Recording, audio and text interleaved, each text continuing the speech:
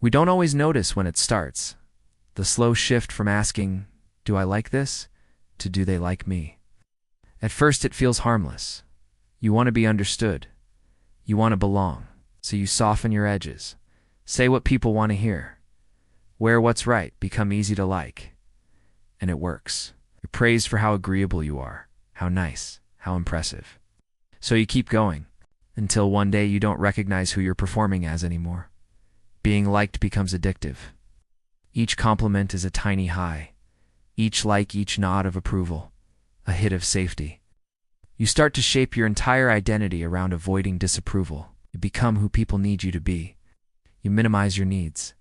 It's wired into our nervous system. We're social beings built for connection, and connection used to require conformity. So of course it's hard to stop. Of course it feels like rejection might break you. You're not dramatic. You're human. You laugh at things that don't feel funny. You agree to things that don't feel right. And slowly, you disappear. And many of us are still that child, still choosing connection over self-expression, still afraid that being fully ourselves means being fully alone. The worst part? You wake up one day and realize you don't know what you actually want. You've been so busy managing how others see you that you've even forgotten how to see yourself. No number of compliments can compensate for the pain of self-abandonment. And no external validation will ever feel as good as internal peace.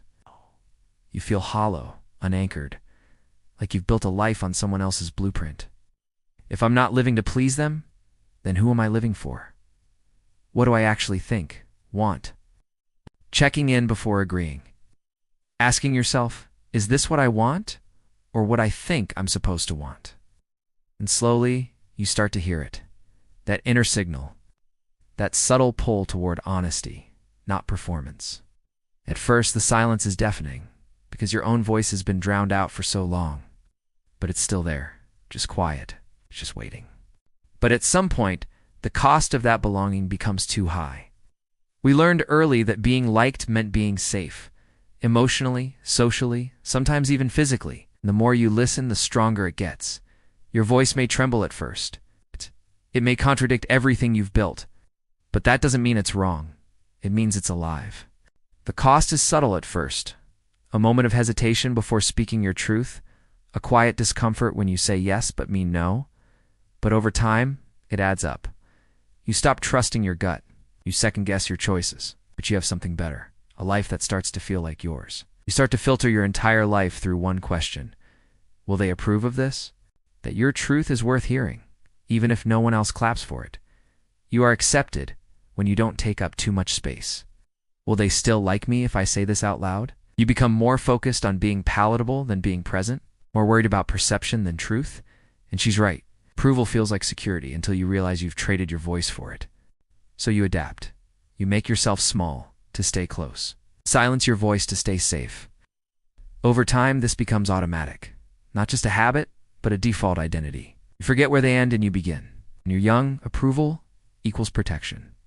So you watch closely. You become good at reading rooms.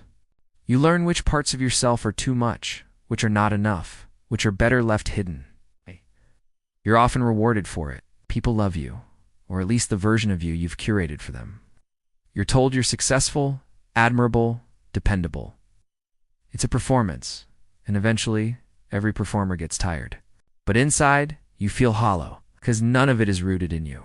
It's all borrowed, all fragile, all dependent on keeping everyone happy. As writer Glennon Doyle says, being liked is not the same as being known. And when you spend your life chasing the first, you rarely experience the second. Validation feels good, but it's not love. It's not truth. It's not peace.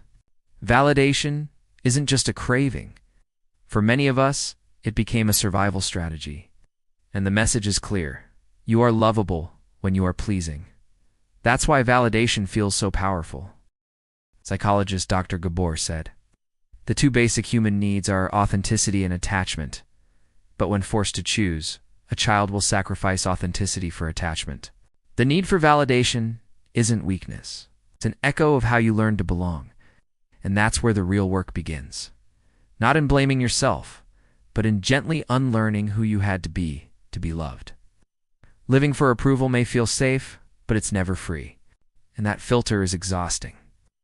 Every decision becomes a performance. Every emotion runs through a mental edit. Will this make me look weak?